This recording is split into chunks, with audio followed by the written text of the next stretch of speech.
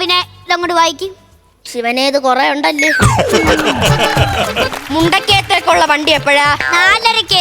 ഞാൻ അങ്ങ് പൊയ്ക്കോളാം. എടാ മക്കളെ, നിനക്ക് അമ്മാവൻ ഇപ്പൊ ഒരു എക്സ്ട്രാ ഡെലിവറി ആയല്ലേ? എന്താവാ അധികപ്പറ്റായി എന്ന്. എനിക്കിപ്പോഴും ഓർമ്മയുണ്ട്, ഒരു കോരിവലയിട്ട് നീ എന്റെ വീട്ടിന്റെ ഫ്രണ്ടിൽ വന്ന് നിന്നത്. അയ്യോ, അത് കോരിവലയല്ല, അതെന്നെ നിക്കറായിരുന്നു അമ്മാവ.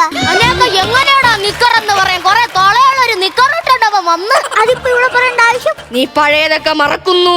ഞാൻ പഴയതൊക്കെ മറക്കുന്നോണ്ടാണ് അമ്മാവൻ ഇപ്പോഴും ഇവിടെ നിൽക്കുന്നത്. എന്താടാ അങ്ങനെ ഒരു വർത്താനം? ഷുഗർ വന്ന് മുറിച്ചു കളഞ്ഞ എന്റെ അപ്പൂപ്പന്റെ തള്ളവരള് ആശുപത്രിയിൽ പോയി മേടിച്ച് മുദ്രപത്രത്തിൽ പതിപ്പിച്ച് എന്റെ അമ്മക്ക് കിട്ടേണ്ട സ്വത്തുകൾ അടിച്ചു മാറ്റിയ മുതലായി വന്ന് നിൽക്കുന്നത്. അത് അറിവില്ലാത്ത പ്രായത്തിൽ ചെയ്തല്ലടാ മക്കളെ. 2 ഭാര്യമാര് 11 മക്കളുള്ള അമ്മാവനാണോ അറിവില്ലാത്തത്?